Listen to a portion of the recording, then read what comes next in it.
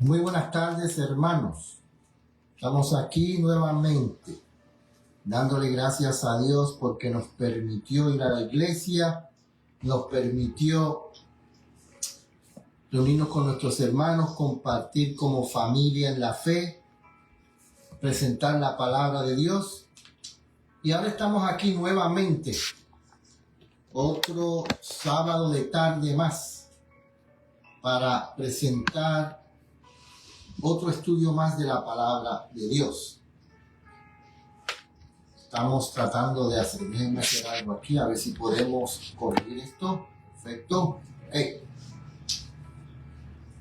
Otra vez, para estudiar la palabra de Dios en este momento, quiero comenzar el estudio de esta tarde leyendo dos matinales. El primero, alza tus ojos. Para el día 4 de agosto, verdaderos soldados de Cristo. Alza tus ojos para el 4 de agosto, verdaderos soldados de Cristo.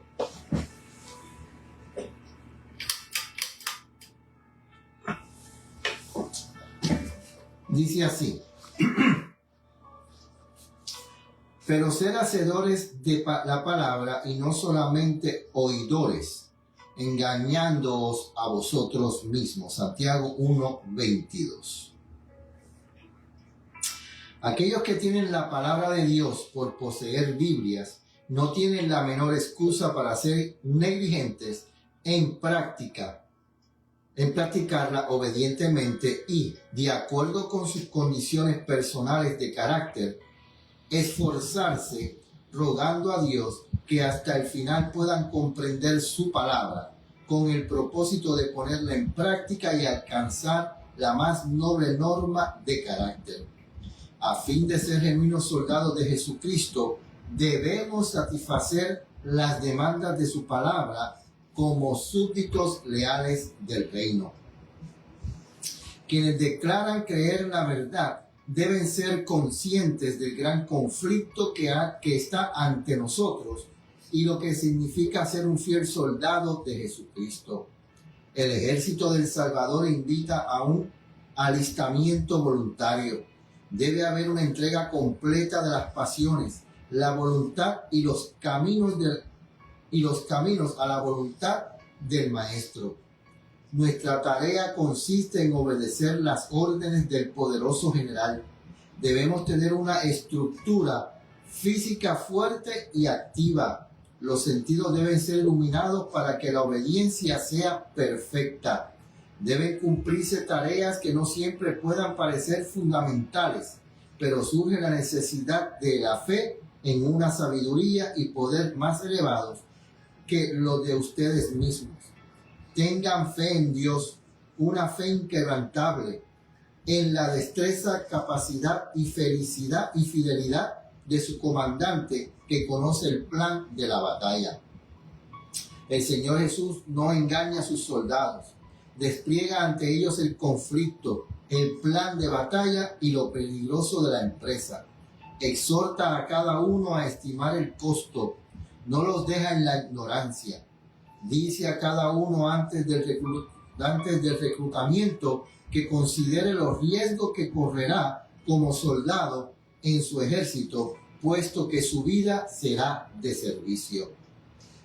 Cada hombre en servicio recibe una tarea y no puede aceptarse excusa alguna para no cumplirla. Algunos son negligentes e indolentes, como el hombre que recibió un talento para usarlo e incrementarlo, pero lo enterró en tierra. Cuando se le pidió que entregase el talento a Dios, el dueño solo poseía el único talento que no había usado. Nadie se benefició con el don que se le había confiado. Lo menos que podía haber hecho era usarlo en la medida de sus posibilidades, pero lo devolvió con una queja contra Dios. Señor, te conocía que eres hombre duro, que ciegas donde no sembraste y recoges donde no esparciste. Por lo cual tuve miedo y fui y escondí tu talento en la tierra. Aquí tiene lo que es tuyo. Mateo 25, 24 y 25. El Señor repitió sus palabras, sabía. La realidad era que él no conocía a Dios y sus obras, sus caminos, su misericordia y su bondad. Al dar la oportunidad de aumentar el don que le había sido encomendado, la sentencia fue quitarle pues el talento y darlo a que tiene 10 talentos, porque al que le tiene le será dado y al que no tiene aún lo que tiene le será quitado. Y vemos que dice la palabra que tenemos que ser hacedores y no solamente oidores. Quiero leer también otro más que se encuentra en los lugares celestiales. A ver si lo consigo rápido. En los lugares celestiales para el 2 de febrero. Febrero 11. En los lugares celestiales para el 11 de febrero. ¿Bajo cuál bandera? Ninguno puede servir a dos señores, porque o aborrece a uno o amará al otro, o estimará a uno y menospreciará al otro. No podéis servir a Dios y a la riqueza. Mateo 6:24. Cada individuo en nuestro mundo deberá alistarse bajo una de las dos banderas. Los escogidos y fieles bajo la bandera manchada de sangre del príncipe Manuel y todos los demás bajo la bandera de Satanás. No puede haber componendas con los poderes de las tinieblas. Debemos fijar individualmente nuestra posición. Si no tenemos enemistad con el príncipe de las tinieblas, la serpiente nos envolverá con todas nuestras facultades y su aguijón estará en nuestros corazones. Todos los que se alistan bajo la bandera ensangrentada del príncipe de vida, de allí en adelante considerarán a Satanás como un enemigo y con la fortaleza de Dios se opondrán a él como un adversario mortal. Tomarán el yelmo de la salvación y la espada del Espíritu, que es la palabra de Dios. ¿Y qué harán para mantenerse en una posición ventajosa? Orando en todo tiempo, con toda oración y súplica en el Espíritu, y velando en ello con toda perseverancia. Efesios 6:18. Deberíamos estar alerta para advertir el peligro. Deberíamos ver el carácter odioso del pecado y expulsarlo del alma. Los hacedores de la palabra saben que en Jesús hay poder que llega a ser de ellos por la fe. Están vestidos de la justicia que Dios aceptará, porque es la justicia de Cristo. Cubiertos de la armadura de Dios, la panoplia del cielo resiste con éxito los engaños de la serpiente. Ningún alma tiene un momento que perder. Los negocios de la eternidad son de suficiente importancia para merecer la prioridad sobre cualquier otra empresa. ¿Qué debo hacer para ser salvo? Debería ser nuestra grande y solemne pregunta. Así que leímos dos matinales. El primero, que tenemos que hacer ¿qué? Hacedores, no solamente oidores. Y el segundo dice que bajo qué bandera vamos a estar. Aquellos que son hacedores de la palabra de Dios estarán bajo la bandera del ensangrentado príncipe Manuel.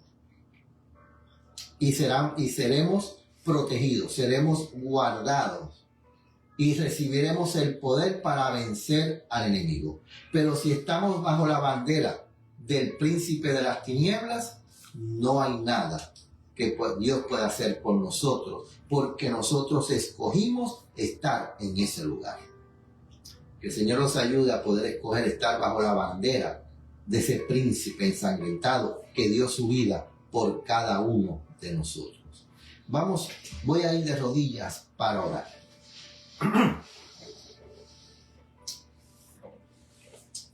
Padre nuestro que estás en el cielo, ante ti estamos nuevamente para darte gracias por el cuidado, la protección y el privilegio que tenemos de ser tus hijos.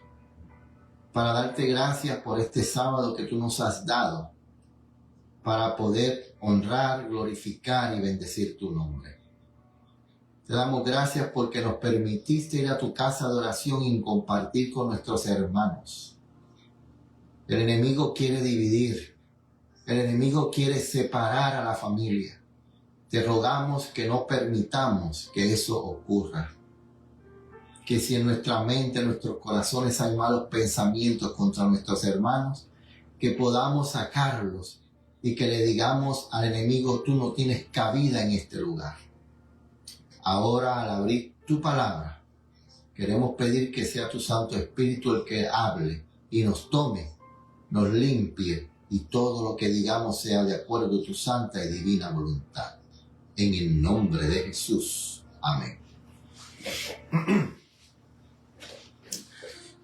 Bienvenida, hermana Astrid. Hasta ahora creo que dice que hay dos, pero solamente veo un solo nombre. Estamos nuevamente aquí para continuar los estudios que estamos haciendo de este libro, Palabras de Vida del Gran Maestro. Un libro que nos ha enseñado mucho. Hemos aprendido bastante. Hemos hablado del mensaje de los 3 ángeles. Hemos hablado del sábado. Hemos hablado de la higuera. Hemos hablado de la no inmortalidad del alma. Hemos hablado de muchas doctrinas, del juicio. Hemos hablado del ministerio sacerdotal de Cristo. Hemos hablado de muchas cosas estudiando este libro. Hemos hablado del amor de Dios, que es la base del Evangelio. El amor de Dios. Pero el amor de Dios mucha gente lo malinterpreta. Dicen que Dios es mucho amor. Y como Dios es amor, no puede destruir, porque el amor no destruye. El amor lo que hace es reconstruir, purificar, revivir. Pero dice la palabra de Dios en Apocalipsis, yo a los que amo reprendo. Sin reprensión, sin castigo, no existe el amor. Ese mal llamado amor donde todo se acepta, donde todo está bien, donde no tienes problema, donde todo lo que tú hagas no importa, porque al final Dios no te va a destruir. Dios lo que va a hacer es purificarte para que tú puedas estar ante su presencia, y que ese fuego que Él va a lanzar después de esos 1000 años, ese fuego es un fuego purificador, donde vas a ser limpio de todo lo malo que hiciste, y vas a poder estar en la eternidad ante la presencia de ese gran Dios de amor. ¿Para qué Cristo entonces murió? Si al final el fuego de Dios es un fuego purificador y no destruye al pecado y al pecador que no quiso abandonar el pecado, si al final ese fuego lo único que hace es purificar a los impíos del pecado para que estén ante la presencia del Padre por la eternidad, ¿para qué Cristo murió? No tenía que haber muerto Cristo en la cruz del Calvario si al final todo se salva. Por eso es que tenemos que tener cuidado con los engaños y las artimañas de Satanás, que vienen muy hermosas y se utilizan muchos pasajes bíblicos, pero lo único que está haciendo es engañando a la gente. Vamos al libro de Oseas, capítulo 14, versículos 1 y 2. Vamos a comenzar el estudio.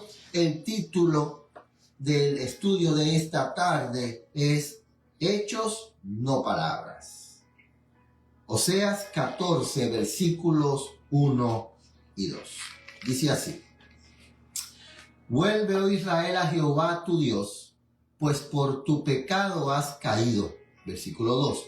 Tomad con vosotros palabras y volver a Jehová y decidle: quita toda la iniquidad y aceptamos con gracia y daremos becerros de nuestros, y daremos becerros de vuestros labios. ¿Qué dice aquí? Vuelve, oh Israel. Volveos, oh casa de Israel. Volveos a Jehová, vuélvete a tu Dios. Ese es el llamado que el Señor nos hace en esta tarde. El Señor le dio a la nación de Israel muchas oportunidades, muchos llamados, muchas oportunidades de arrepentimiento para que se volvieran y fueran nuevamente el pueblo de Dios. Y lo último que dio fueron 490 años para que el pueblo reconociera que debía volverse a Dios. Si la nación de Israel se hubiese vuelto sinceramente a Dios completamente y hubiese aceptado el llamado, hubiese aceptado a Cristo, la historia fuera totalmente diferente. Cristo tenía que morir. Él iba a morir. Pero los líderes judíos no hubiesen sido los culpables. No hubiesen tenido nada que ver con la muerte de Cristo. Y vamos a ver eso en esta tarde en el estudio que vamos a hacer. Hechos, no palabras, capítulo número 22 de este libro, Palabras de Vida del Gran Maestro. Hechos, no palabras. Vamos a leer la parábola que encontramos en el libro de Mateo, capítulo número 21. Parece que estamos estudiando las parábolas. Mateo capítulo número 21, versículos 23 al 32. Mateo 21, 23 al 32. Vamos a leerlo completo para después ir desglosando la parábola. Y cuando vino al templo, mientras enseñaba, acuérdense que Cristo limpió el templo, sacó a a los fariseos, sacó a los vendedores, sacó a los cambistas y limpió el templo, y todos ellos salieron corriendo, y ahora Cristo se encuentra solo con la gente humilde en el templo. Dice, y cuando vino al templo, mientras enseñaba, vinieron los príncipes de los sacerdotes y los ancianos del pueblo diciendo, ¿con qué autoridad hacéis estas cosas? ¿Y quién te dio esta autoridad? Y respondió Jesús y les dijo, yo también os preguntaré una cosa, la cual, si me respondiereis, también yo os diré con qué autoridad hago estas cosas. 23. El bautismo de Juan, ¿de dónde era? ¿Del cielo o de los hombres? Ellos entonces hablaban entre sí diciendo, si diremos que es del cielo, nos dirá, ¿por qué pues no lo creísteis? 26. Y si dijéremos de los hombres, tememos al pueblo porque todos tienen a Juan como profeta. 27. Y respondiendo a Jesús le dijeron, no sabemos. Y él les dijo, tampoco yo os digo con qué autoridad hago estas cosas. Mas, ¿qué os parece? Ahora viene la parábola. Mas, ¿qué os parece? Un hombre tenía 2 hijos. Llegando el primero le dijo, hijo, voy a trabajar en mi viña. Voy a trabajar en mi viña, perdón. Y respondiendo le dijo, no quiero. Pero después arrepentido fue. 30. Y vino al segundo y le dijo de la misma manera. Y respondiendo él dijo, yo Señor voy, y no fue. 31. ¿Cuál de los dos hizo la voluntad del Padre? Ellos le dijeron, el primero. Jesús les dijo, de cierto os digo que los publicanos y las rameras van delante de vosotros al reino de Dios. Porque vino a vosotros Juan en camino de justicia y no le creísteis, pero los publicanos y las rameras le creyeron. Y vosotros, viendo esto, no os arrepentisteis después para creerle. Aquí vemos la parábola. Vemos la parábola que específicamente representa al pueblo de Dios. Específicamente en el tiempo de Cristo, esta parábola estaba hablando al pueblo de Dios, específicamente a los que pertenecían al pueblo de Dios. En otras palabras, esa parábola para nosotros hoy no es para el mundo, sino que es para nosotros que estamos en la iglesia, pertenecemos a la iglesia, conocemos la verdad, sabemos lo que tenemos que hacer, ya hemos sido justificados porque entendemos la palabra de Dios y ahora esta parábola es para nosotros. ¿Okay? Es muy importante porque hay mucha gente por ahí diciendo que esta parábola no es para los que nacieron en la iglesia, porque los nacieron en la iglesia no son justificados todavía. No, hermano. Esta parábola es para aquel que ha sido justificado, para aquel que conoce la verdad, para aquel que sabe lo que tiene que hacer y no lo hace. Fíjense, página. Vamos a leer, ya leímos la parábola. Quiero leer Mateo 7:21. Vamos al libro de Mateo, capítulo 7, versículo 21. Hay que leer estos pasajes para poder entrar en el contexto de la parábola. Mateo 7:21 dice: no todo el que dice Señor, Señor, entrará en el reino de los cielos, sino el que hace la voluntad de mi Padre que está en el cielo. Dice también en el libro de Mateo 5, 44 al 47. O sea, no todo aquel que dice Señor, Señor. Hay muchos hipócritas en el pueblo de Dios. Hay personas que tienen envidia, que tienen odio contra sus hermanos. Hay personas en la iglesia americana que no soportan a los latinos. Hay personas americanos que envidian a los latinos. Hay latinos que no soportan a los americanos. Hay latinos que envidian a los americanos. Y eso no puede existir en el pueblo de Dios. Porque si yo tengo ese sentir en mi corazón, y cuando me presente al Señor, el Señor dice: no, yo no te conozco. No te conozco. Mateo 5, 44 al 47.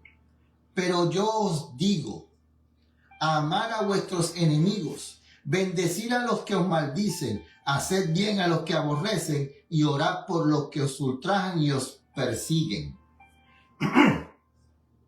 45. Porque para que seáis hijos de vuestro Padre que está en los cielos, porque Él hace que el sol salga sobre malos y buenos, y envía lluvia sobre justos e injustos. 46. Porque si amáis a los que os aman, ¿qué recompensa tendréis? ¿No hacen también así los publicanos? 47. Y si saludáis solamente a vuestros hermanos, ¿qué hacéis de más? ¿No hacen también así los publicanos? 48. Sed pues vosotros perfectos como vuestro Padre que está en los cielos es perfecto. ¿Cuál es el contexto? ¿Cuál es la perfección? Que tenemos que amar a aquel que nos hace daño. Si yo tengo pensamientos malos contra mi hermano, si yo me molesto contra mi hermano porque mi hermano me da consejos de que estoy haciendo las cosas mal y que tengo que cambiar y que tenemos que hacer las cosas diferentes. Si yo me molesto contra mi hermano porque mi hermano me está haciendo eso, me está diciendo eso, yo no soy de Dios. Yo tengo el espíritu de otro. Y ahí hay un problema. Esta mañana leímos una cita en el libro Testimonios para la Iglesia, para los ministros, en un capítulo que se titula Elevar la norma, que ayer leímos, anoche lo leí, que cuando yo tengo, no, está en el capítulo Orar por la lluvia tardía. No, perdonen, es que tengo la mente un poco. Está en el capítulo de Elevar la norma, donde dice que cuando nosotros tenemos envidia, tenemos orgullo, tenemos vanagloria, tenemos pensamientos malos, palabras malas, tenemos todo eso, nosotros no somos hijos de Dios, ni somos seguidores de Cristo, sino que somos hijos y seguidores de Satanás. Y eso no puede existir en el pueblo de Dios. Juan 13, 17. Vamos a leer este último pasaje para entonces empezar con la lectura. Si sabéis esas cosas, bienaventurados seréis si las hiciereis. ¿Qué es lo que tengo que hacer? Amar a mi enemigo, amar al que me hace daño.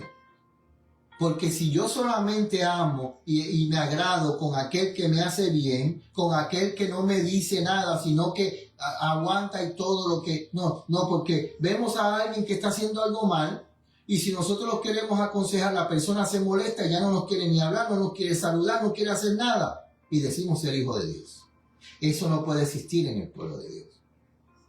Y eso es lo que nos está diciendo Cristo. en el pueblo de Dios tiene que existir amor para todos. Para todos. Porque si yo no amo a todos, el amor de Dios no está en mí. Y si yo estoy haciendo algo mal y un hermano me ama tanto que me aconseja para que yo no siga haciendo eso que está mal, en vez de yo molestarme con mi hermano, yo lo que tengo que hacer es darle gracias a Dios porque me está demostrando a través de un hermano que me ama que yo tengo que cambiar para poder yo estar con él en el reino de los cielos. Pero a nosotros no nos gusta que nos llamen la atención, no nos gusta que nos corrijan. El ser humano no le gusta ser corregido. En la página, estamos leyendo, en la página, 216 del libro Palabras de Vida del Gran Maestro, capítulo número 22, Hechos, no palabras. La prueba de la sinceridad no reside en las palabras, sino en los hechos. Cristo no pregunta a ningún hombre, ¿qué dices más que otros? Sino, ¿qué haces? Llenas de significado son las palabras. Si hacéis estas cosas, bienaventurados seréis si las hicieres. Las palabras no son de ningún valor a menos que vayan acompañadas por los hechos correspondientes. Esta es la lección enseñada en la parábola de los dos hijos. Vamos a ver lo que representa el padre de familia, lo que representa la viña y lo que representan los hijos. Vamos a ver, porque nosotros tenemos que creerle al profeta de Dios. Nosotros no podemos creerle a cualquier hombre que se levanta por ahí y que se dice ser pastor o que se dice ser profeta, y hay que creer lo que él diga porque si no, no soy nadie. Nosotros no podemos ir así. Nosotros tenemos que creer lo que dice la Biblia y el espíritu de profecía. Si usted no acepta el espíritu de profecía como palabra de Dios, no es, acuérdense, y vamos a leer algo muy interesante aquí ahora, hoy, cuando estemos en este estudio. Si yo no acepto el espíritu de profecía como adventista, esto no es para los mundanos, esto no es para la visita, no. Yo como adventista del séptimo día, movimiento de reforma, si yo no acepto el espíritu de profecía como palabra de Dios, me va a pasar como el pueblo de Israel. ¿Qué le pasó al pueblo de Israel? Vamos a ver. Fíjense.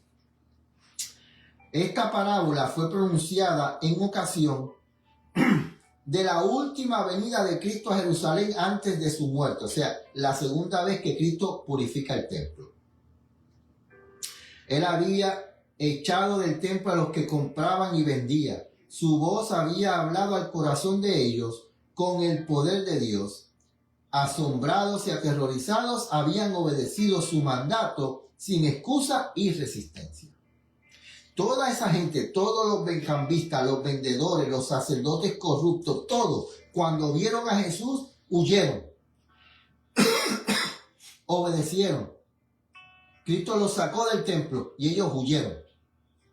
¿Sabe quién se quedó allí escuchando a Cristo? Los publicanos, las rameras, los pecadores, toda esa gente que los judíos, toda esa gente que hoy los santos que no pecan llaman hijos de Satanás y llaman pecadores y no tienen remedio, toda esa gente se quedó ahí. Y los santos que no necesitaban, según ellos, el arrepentimiento porque no pecaban, salieron huyendo ante la presencia de Cristo.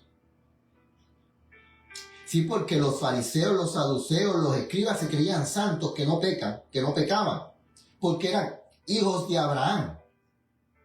Y como eran hijos de Abraham, no podían pecar. Entonces, esos santos que decían que no pecaban, salieron corriendo y se quedaron los pecadores con Cristo escuchando su palabra. Sigue diciendo la página 216 a la 217. Cuando desapareció su temor, los sacerdotes y ancianos, al volver al templo, habían encontrado a Cristo sanando a los enfermos y a los moribundos. Habían oído la voz de regocijo y el cántico de alabanza. Fíjense, Los enfermos y los moribundos estaban ahí. Los enfermos y los moribundos no llegaron cuando se fueron corriendo los sacerdotes. No, ellos estaban ahí. Los enfermos, los moribundos, venían buscando ayuda al templo, buscando ayuda al hospital. Venían buscando ayuda donde ellos sabían que había sanidad. Pero los sacerdotes, los ancianos, lo único que estaban era por el dinero. Lo único que estaban era por la fama. Lo único que estaban era porque los aceptaran como santos. Y se olvidaron que el Señor los había puesto ahí para ayudar a aquel moribundo en el pecado, a aquel enfermo del pecado, para levantarlos, para aconsejarlos, para guiarlos. Pero los sacerdotes lo único que hacían era condenar. Estás enfermo por esto, estás así porque hiciste esto, porque eres un pecador, porque eres esto, lo otro. ¿Estará ocurriendo hoy igual? ¿Que yo me puedo creer más santo que los demás y condenar a aquellos?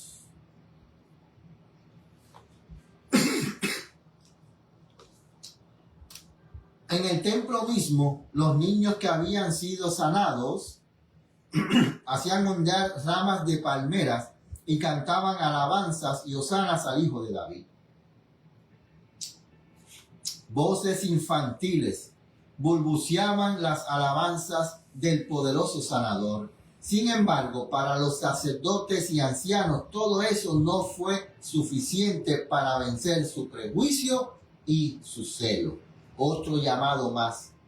El Señor Jesucristo está ahí llamándolos, demostrándole quién era Él, dándole ejemplo, testimonio, porque ellos le decían, pruébanos que tú eres el Mesías. Y Él está dando Cristo prueba, pero ellos rechazando y rechazando. Acuérdense, y lo volvemos a repetir. El que se pierde es porque rechaza el llamado de amor, de misericordia, al arrepentimiento de Dios. El Espíritu Santo está constantemente llamando a sus hijos, a los hijos de Dios, al arrepentimiento. Constantemente. Todo aquel que decide perderse es porque está rechazando, no acepta, no le interesa el llamado al arrepentimiento. Y eso lo vamos a repetir siempre porque eso está en la Biblia. Usted va a encontrar del Génesis al Apocalipsis Dios llamando al arrepentimiento a su pueblo. Y de Génesis al Apocalipsis usted va a encontrar al pueblo de Dios dando la espalda a Dios y no queriendo aceptar ese llamado al arrepentimiento. Tenemos una petición, vamos a ver si la podemos ver aquí.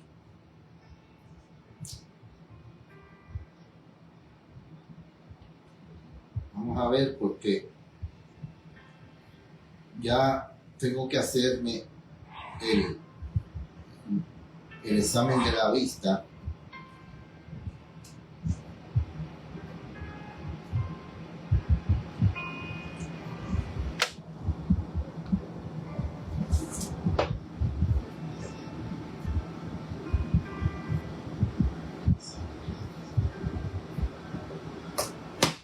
Hermano Enrique, cuando terminemos, podemos llamar. No podemos llamarlo ahora, lo podremos llamar cuando terminemos, ¿ok? Seguimos. Al día siguiente, en la página 217, al día siguiente, cuando Cristo estaba enseñando en el templo, los príncipes de los sacerdotes y los ancianos del pueblo vinieron a él y le dijeron, ¿con qué autoridad haces esto? ¿Y quién te dio esta autoridad? Fíjense, nosotros como pueblo de Dios tenemos una sola autoridad. La única autoridad que tenemos nosotros como pueblo de Dios es la autoridad de llevar el evangelio. Es la autoridad de orar por los necesitados, por el perdón de los pecados. Tenemos la autoridad de presentar la verdad ante el hombre. Pero nosotros como pueblo de Dios no tenemos autoridad de juzgar ni condenar a nadie. Nosotros como pueblo de Dios tenemos la autoridad de reprender el pecado. Tenemos la autoridad de rechazar a toda persona que quiera seguir haciendo su voluntad, que quiera seguir queriendo dividir al pueblo de Dios. Tenemos la autoridad de rechazar a esas personas. Pero no tenemos la autoridad de condenar a nadie.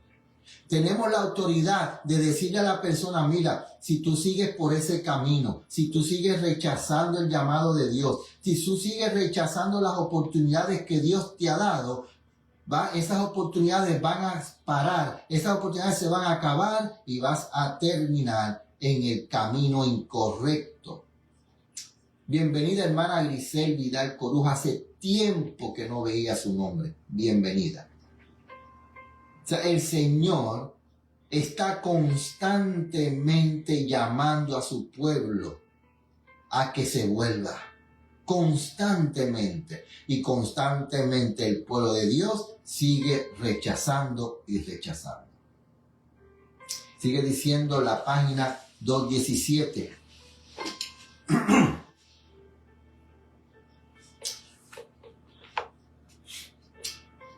Amén, hermana Grisel. Los sacerdotes y ancianos habían tenido una evidencia inequívoca del poder de Cristo. ¿En cómo? En que los había sacado del templo y tuvieron miedo, y que ahora cuando llegan al templo encuentran a Cristo sanando y dándole esperanza a aquellos que ellos habían rechazado y lo habían rechazado como pecadores.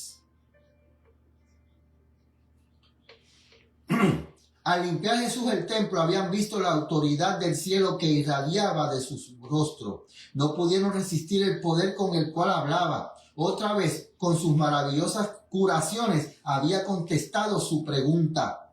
Había dado una evidencia de su autoridad que no podía ser controvertida, pero no era evidencia lo que se necesitaba. Los sacerdotes y ancianos estaban ansiosos de que Jesús se proclamara el Mesías. ¿Por qué?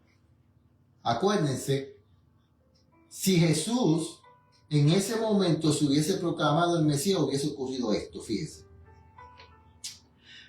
Que Jesús se proclamara el Mesías para que ellos pudieran hacer una mala aplicación de sus palabras e incitar al pueblo contra él. Querían destruir su influencia y darle muerte.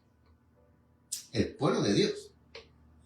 El así llamado de pueblo de Dios, todavía ellos eran el pueblo escogido por Dios. Y ese pueblo escogido por Dios, que Dios había enviado profetas y los habían matado, los habían acabado, les envió al amigo del Hijo, a Juan el Bautista, y lo mataron. Y ahora el Padre envía al Hijo y ahora quieren matar al Hijo. ¿Será que hoy en el pueblo de Dios, aquellos que llevan la palabra verdadera de Dios, el pueblo los querrá matar? ¿Será que cuando salimos del templo y la predicación que hubo en el templo nos está llamando al arrepentimiento, nos está llamando a que nos volvamos a Dios, estudiamos la escuela sabática, entendemos que Dios nos está llamando diariamente, escuchamos el sermón, entendemos que Cristo es nuestro único abogado, que Cristo es el único que puede salvarnos, y cuando salimos del templo empezamos a criticar y a criticar al predicador?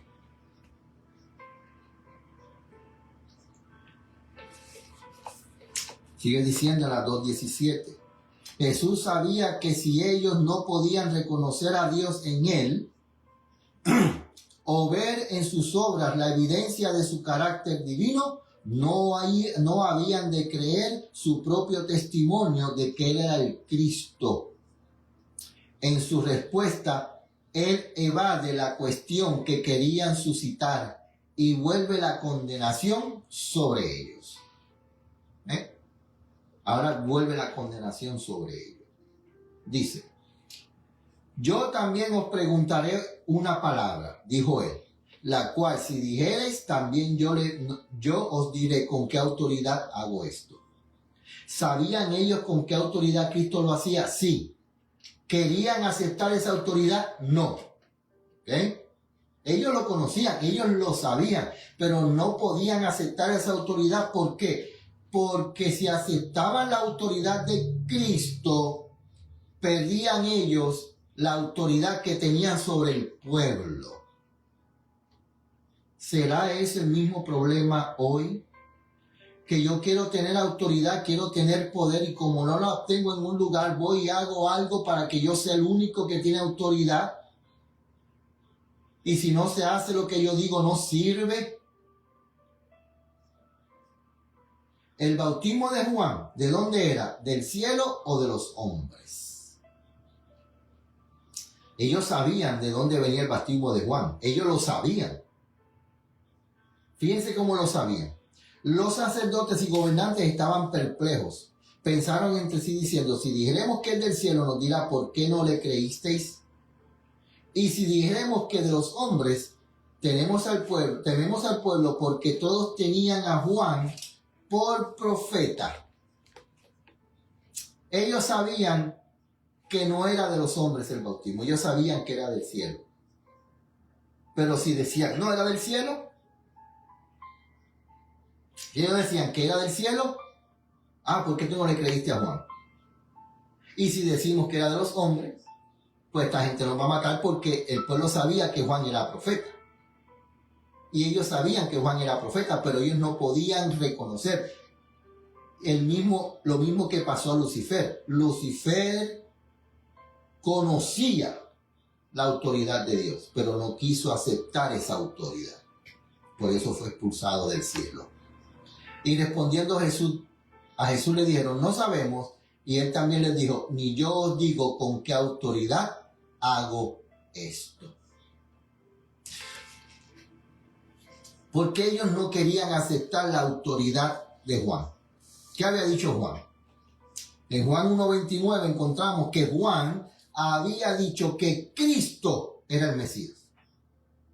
Ellos no quisieron aceptar eso de Juan. Pero Juan les había dicho ya, ese que está ahí, ese que ustedes ven ahí, pobre, vestido como un pobre, que es un carpintero, que no fue a sus escuelas, ese que está ahí es el único que puede quitar los pecados del mundo. Ese es el Mesías. Juan le había dicho eso, pero ellos no quisieron aceptarlo. Dice, no sabemos, página 218. Esta respuesta era falsa, pero los sacerdotes vieron la posición en que estaban y adoptaron una actitud falsa para evadirse. Juan el Bautista había venido dando testimonio de aquel cuya autoridad ellos estaban ahora poniendo en duda. Lo había señalado diciendo, es que el Cordero de Dios que quita el pecado del mundo. Juan 1:29, el Mesías. Lo había bautizado, y después del bautismo, mientras Cristo oraba, se abrieron los cielos y el Espíritu de Dios en forma de paloma descansó sobre él, mientras se oyó una voz del cielo que decía, este es mi Hijo amado, en el cual tengo contentamiento. Mateo 3:17. Ellos sabían que Juan era enviado de Dios. Ellos sabían que Cristo era el Mesías, pero no quisieron aceptarlo.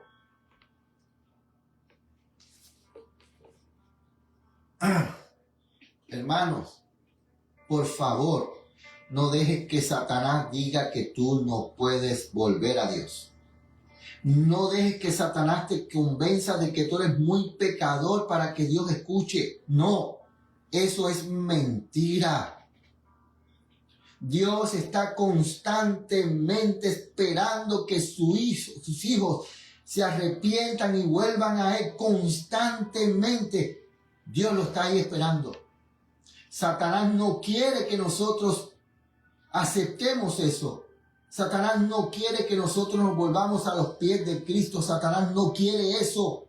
Por eso nos acusa, por eso nos condena, por eso nos maltrata, por eso nos ofende. Sigue diciendo, acuérdense que ellos no aceptaron a Juan. Y la pregunta es, por no aceptar a Juan, ¿a quién también rechazaron al final? Juan, el mayor de los profetas, dicho por Cristo, dice aquí, recordando cómo Juan había repetido las profecías concerniente al Mesías, recordando las escenas del bautismo de Jesús, los sacerdotes y gobernantes no se atrevieron a decir que el bautismo de Juan procedía del cielo. Si ellos hubiesen reconocido que Juan era profeta como creían que lo era, ¿cómo hubieran podido negar el testimonio de que Jesús de Nazaret era el Hijo de Dios? Y no podían decir que el testimonio de Juan era de los hombres debido a que el pueblo creía que Juan era profeta. Por tanto dijeron, no sabemos. ¿Hasta cuándo nosotros no vamos a dar nuestro brazo a torcer? ¿Hasta cuándo nosotros vamos a seguir buscando lo que Dios no nos ha dado?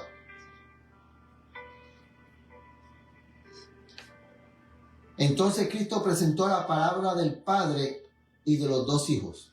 Cuando el Padre fue el primer hijo diciendo, hijo, ve hoy a trabajar a mi viña, el hijo le respondió prontamente, no quiero. Escuchen esto ahora.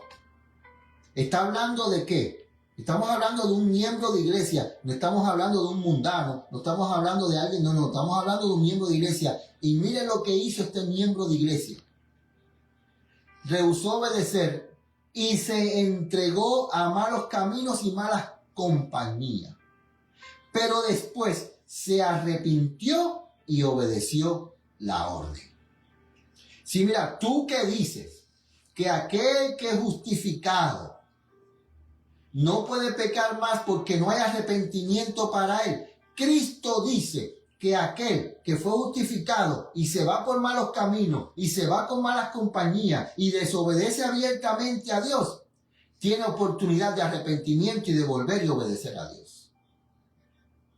Tú que dices que eso no se puede, Cristo está diciendo que sí se puede.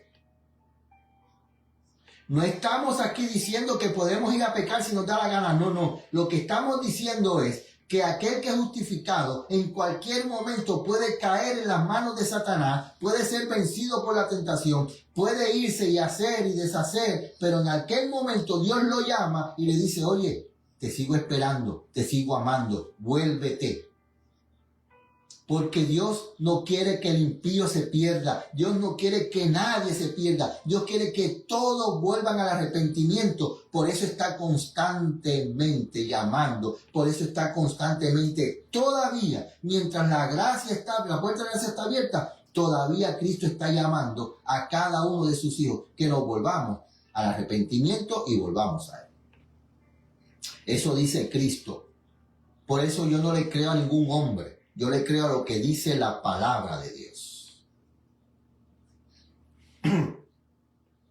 El padre fue al segundo hijo con la misma orden. Hijo, ve hoy a trabajar a mi viña. La respuesta del hijo fue, yo iré, Señor, pero no fue.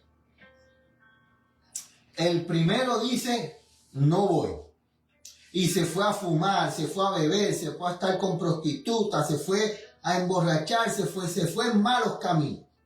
Pero allá en esos malos caminos tenía quizás una madre aquí orando por su hijo y rogándole al Señor. Tenía el padre rogándole al Señor por su hijo que está en malos caminos. Señor, no lo abandones. Señor, tómalo en tus brazos de amor. Señor, te rogamos, no los abandones. Y por ese ruego de esos padres, el Señor va y toca el corazón de ese hijo perdido y lo trae nuevamente al redil y se arrepiente y ese hijo obedece.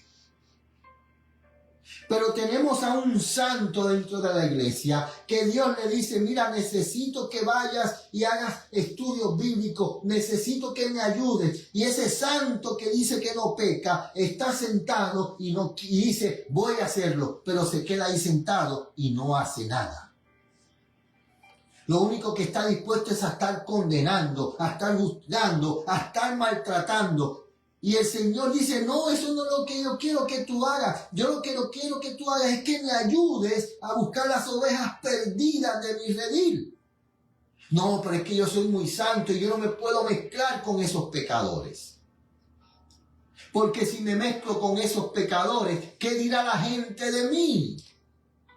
Y eso es lo que Cristo está diciendo a los fariseos. Yo le dejé a ustedes la verdad, le traje profeta, le vino Juan el Bautista y le presentó el evangelio y yo le dije, por favor, ayuden a las viudas, ayuden a los huérfanos, ayuden a los enfermos, y ustedes no quieren hacerlo.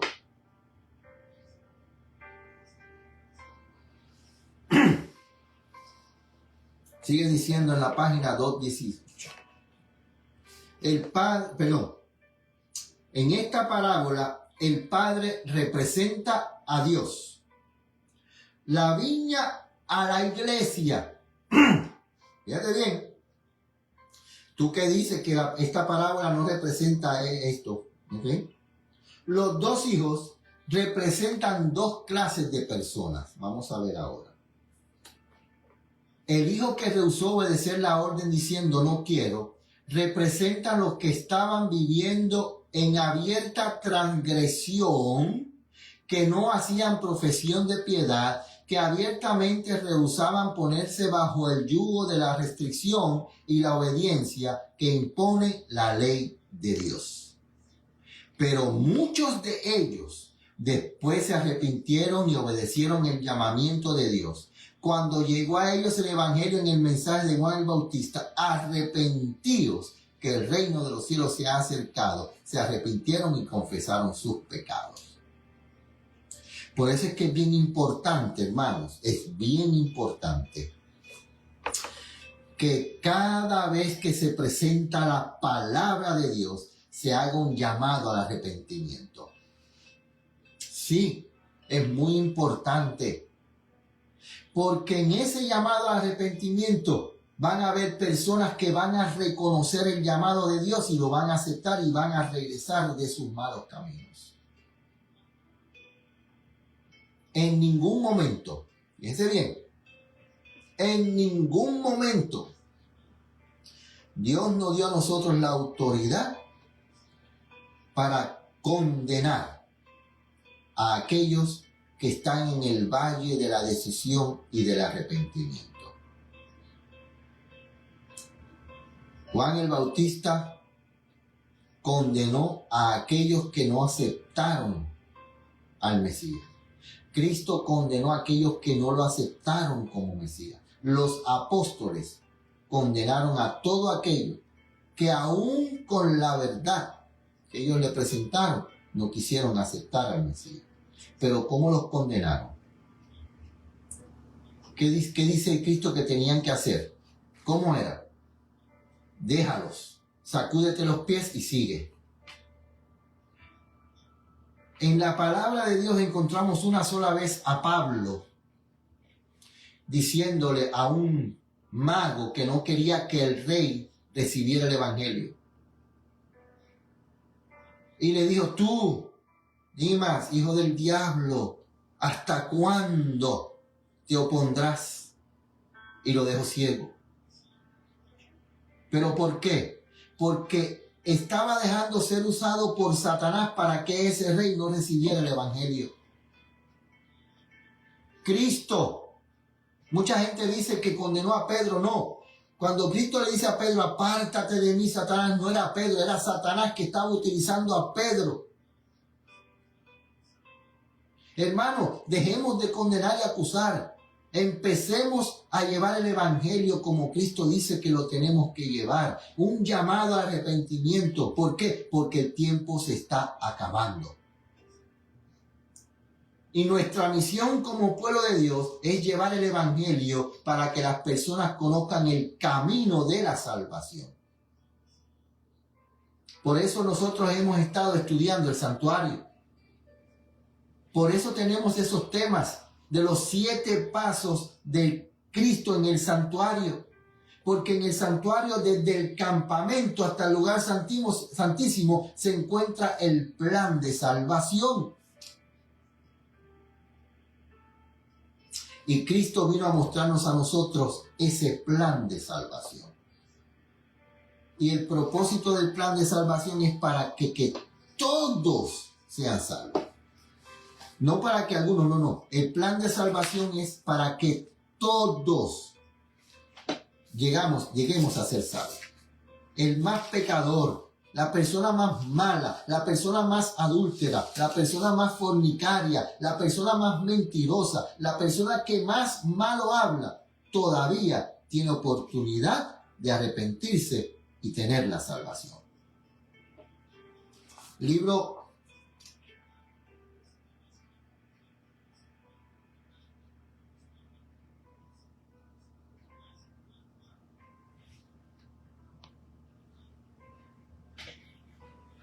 Oh, sí. Ok. Están entrando personas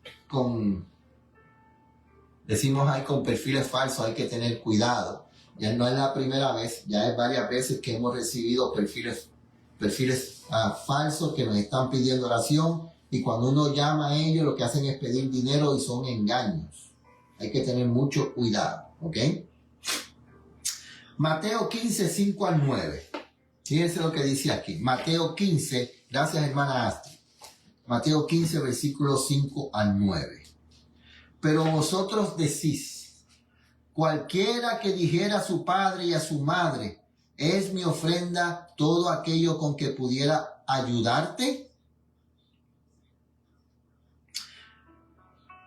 y no honra a su padre y a su madre, será libre.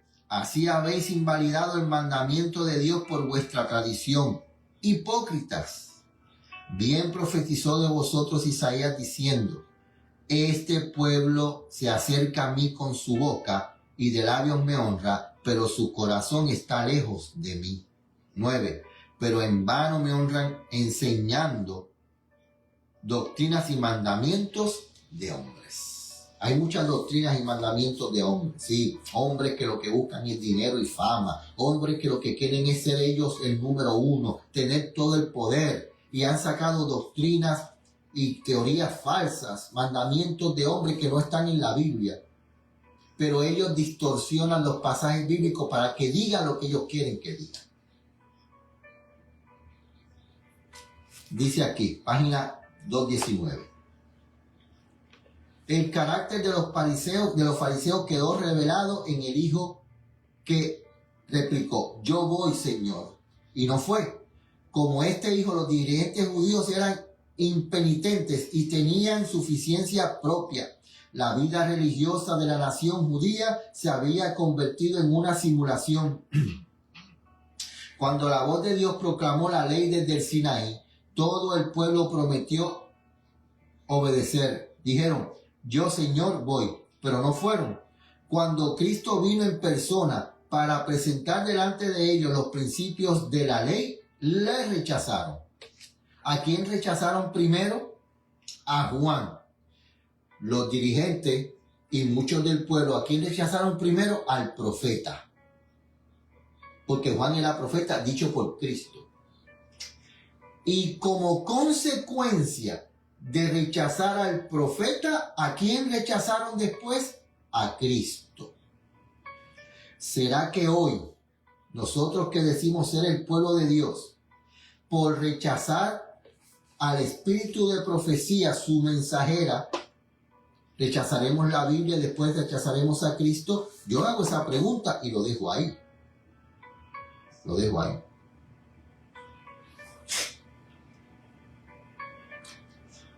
Cristo había dado a los dirigentes judíos de su tiempo evidencia abundante de su autoridad y poder divinos, pero aunque estaban convencidos, no aceptaron la evidencia. ¿Te acuerdas que dijimos ahorita que ellos sabían que Cristo era el Mesías, sabían que Juan era el verdadero profeta? Ellos lo sabían, pero no aceptaron, rechazaron, aún con todas las evidencias. Cristo les había mostrado que continuaban sin creer porque no tenían el espíritu que induce a la obediencia. ¿Qué espíritu debo tener? Un espíritu que induce a la obediencia. Yo tengo que querer obedecer a Dios. Tengo que amar a Dios. Para yo poder tener ese espíritu que me lleva a obedecer a Dios, yo tengo que primero amar a Dios sobre todas las cosas, como decíamos anoche. Anoche hablábamos de eso, que para yo poder obedecer a Dios tengo que amarlo.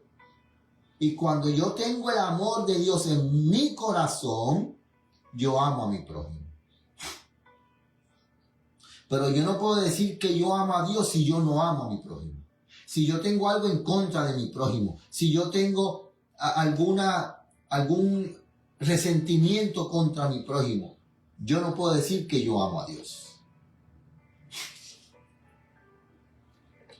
En el grupo que estaba delante de Jesús había escribas y fariseos, sacerdotes y gobernantes. Y después de presentar la parábola de los hijos, Cristo dirigió a sus oyentes la pregunta: ¿cuál de los dos hizo la voluntad de su padre?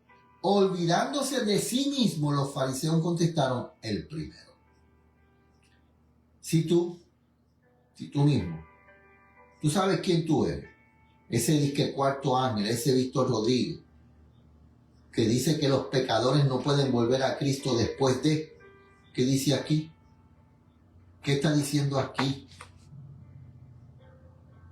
Que el que dijo que no iba, el que se fue a pecar, el que se fue a hacer las barbaridades, ese cuando regresó, hizo la voluntad del Padre.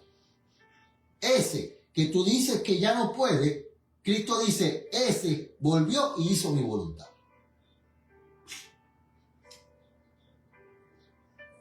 Esto lo dijeron sin comprender que estaban pronunciando sentencia contra ellos mismos, los santos. Sí, acuérdense, los fariseos se creían santos y que no pecaban y no necesitaban al Mesías, por eso rechazaron a Cristo. Entonces salió de los labios de Cristo la denuncia: de cierto os digo que los publicanos y las rameras van delante al reino de Dios, porque vino a vosotros Juan en camino de justicia y no le creísteis, y los publicanos y las rameras le creyeron. Y vosotros, viendo esto, no os arrepentisteis después para creerle.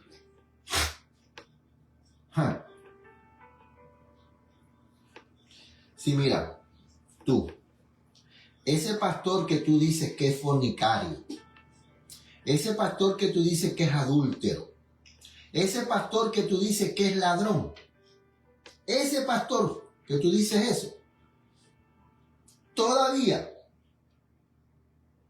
tiene la oportunidad de hacer lo que hicieron los publicanos y las rameras cuando escucharon el mensaje de Juan el Bautista. Se arrepintieron, fueron bautizados y aceptaron a Cristo. Y como aceptaron a Cristo, son salvos hoy. Por eso, si usted sabe que hay un pastor que es fornicario, si usted sabe que hay un pastor adúltero, si usted sabe que hay un pastor ladrón, ¿qué es lo que tiene que hacer? Orar por ese pastor. Acercarse a ese pastor, tomarlo de la mano, postrarse con ese pastor ahí y orar con ese pastor, abrazarlo y decirle: pastor, hermano mío, te amo, voy a seguir orando por ti. Estoy aquí para cualquier cosa que tú necesites. Eso es lo que tenemos que hacer. Pero no lo queremos hacer. ¿Por qué? Porque mi orgullo, mi vanidad, mi vanagloria, mi egocentrismo evita que yo haga eso.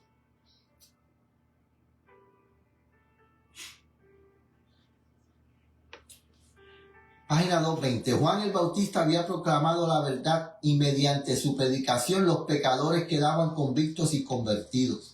Estos habían de entrar en el reino de los cielos antes que aquellos que en su justicia propia resistían la solemne amonestación. Los publicanos y rameras eran ignorantes, pero estos hombres instruidos conocían el camino de la verdad. Sin embargo, rehusaban caminar en la senda que va al paraíso de Dios. La verdad que hubiera haber sido para ellos un sabor de vida para vida, se convirtió en un sabor de muerte para muerte. Los pecadores manifiestos que se menospreciaban a sí mismos habían recibido el bautismo de las manos de Juan, pero estos maestros eran hipócritas. Su corazón obstinado era el obstáculo para que recibieran la verdad. Recibían la convicción del Espíritu de Dios, rehusaban obedecer los mandamientos de Dios. La historia nos dice que todo aquel que acusa a otro de adulterio y fornicación el que está acusando quizás está haciendo lo mismo. Por eso acusa.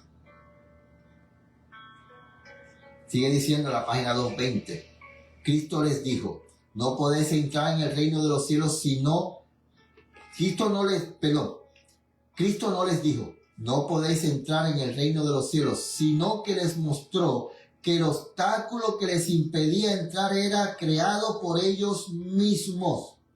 La puerta estaba todavía abierta, pero para esos dirigentes judíos se les extendía todavía la invitación. Cristo anhelaba verlos convictos y convertidos. Para ellos, ¿cuándo se cerró la puerta? En el momento que apedrearon a Esteban. Pero para allá, Anás, Caifás, toda esa gente que compaginaron y fueron los principales en la muerte de Cristo, su puerta se les cerró en el momento que dijo crucificar. Pero muchos sacerdotes que estuvieron en ese concilio y dijeron crucifícale, muchos sacerdotes después aceptaron el evangelio y fueron salvos. Pero para estos líderes de renombre que estaban aquí, todavía la puerta estaba abierta. Los sacerdotes y ancianos de Israel pasaban su vida en ceremonias religiosas, a los cuales consideraban demasiado sagradas para asociarlas con los negocios seculares. Por consiguiente, se esperaba que sus vidas fueran enteramente religiosas, pero realizaban sus ceremonias para ser vistos de los hombres, para que el mundo los considerara piadosos y devotos. Mientras pretendían obedecer, rehusaban prestar obediencia a Dios. No eran hacedores de la verdad que profesaban enseñar. ¿Existirá eso hoy? Yo sé que hay muchos. Y hay un movimiento bien fuerte que están engañando a los pobres ignorantes que no estudian y se dejan engañar por esta gente que lo único que quieren es dinero, fama y autoridad. Es lo único que ellos quieren. Si no crees lo que yo digo, pues mira, vete y te vas a perder. Cuando el Señor venga, me va a probar que yo tengo la verdad y tú no. Eso no es así. Eso se llama narcisismo. Que todo tiene que rodear alrededor tuyo, eso es narcisismo.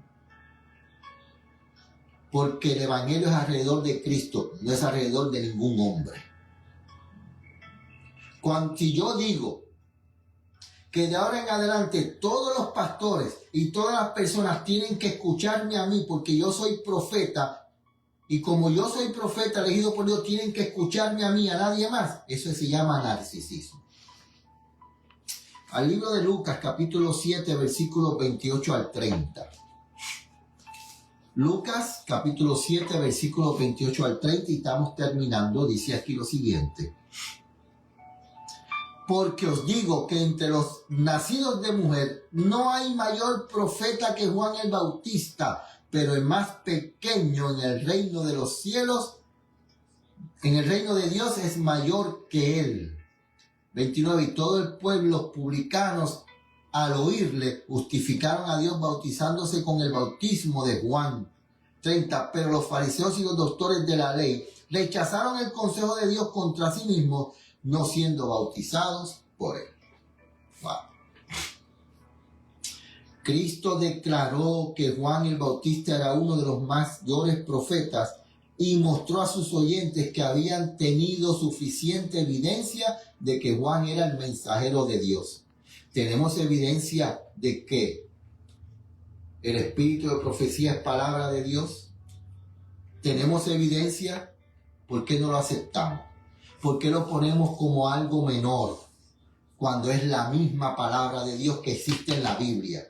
Y a mucha gente le duele eso. A muchísima gente le duele eso. Pero el mismo Espíritu Santo que inspiró a Moisés, a los profetas y a los apóstoles para escribir la Biblia, es el mismo Espíritu Santo que inspiró a la mensajera del Señor a escribir estos libros que hoy todavía tienen autoridad. Que ya está muerta, sí, ella murió, pero sus obras y sus palabras con ellos siguen hacia adelante. Y hoy tienen la misma autoridad que tenían cuando ella estaba viva. Pero la gente no quiere aceptar eso, porque queremos seguir viviendo como nos da la gana, queremos seguir vistiéndonos como nos da la gana, queremos seguir comiendo como nos da la gana, bebiendo, hablando, haciendo las cosas que nos da la gana. Y por eso duele que nos reprendan. Las palabras del predicador del desierto poseían poder.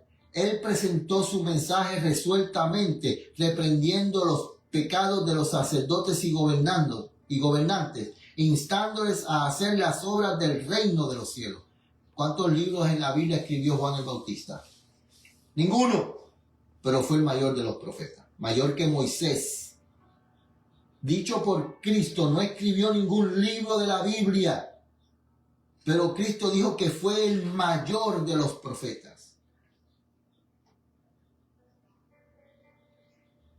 Le señaló su pecaminosa falta de hacer la obra, le señaló su pecaminosa falta de consideración hacia la autoridad de su padre al rehusar hacer la obra que les había sido asignada. No transigió con el pecado y muchos abandonaron su impiedad. Juan no transigió con el pecado. Hermano, si en tu iglesia hay pecado, levántate, gime y clama, porque dice la palabra de Dios que aquellos que gimen y claman son los únicos que recibirán su sello.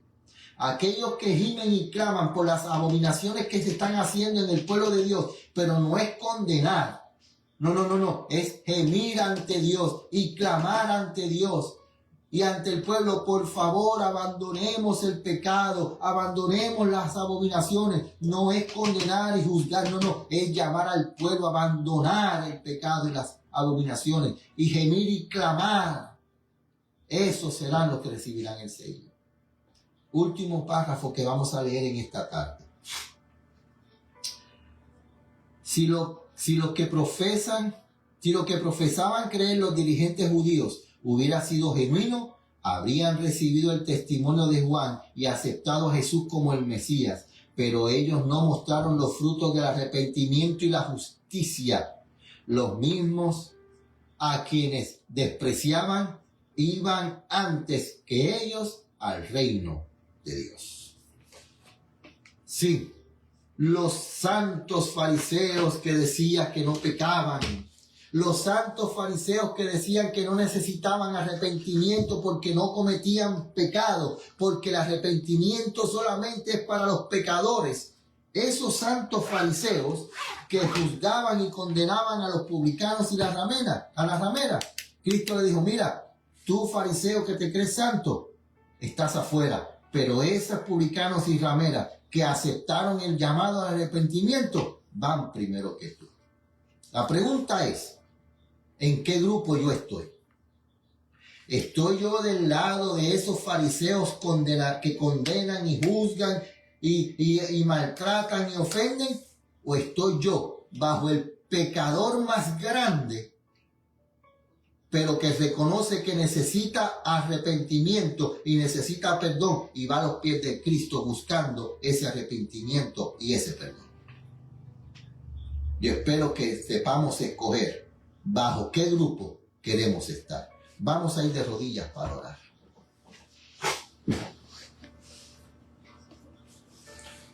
Nuestro Padre Celestial, gracias. Padre, te damos gracias porque en tu palabra se encuentra la verdad. Padre, te damos gracias porque todavía hay oportunidad para escuchar tu llamado que dice, hijo, vuélvete. Hijo, vuélvete. Dice la palabra de Dios que tú lloras con gemidos indecibles porque tienes el poder maravilloso, pero no puedes utilizar ese poder para obligar a tus hijos que te vuelvan a ti. Por eso hacemos como Daniel en este momento. Hemos pecado contra ti, Señor. Hemos dado la espalda hacia ti. Te hemos rechazado. Señor, por favor, perdona nuestros pecados.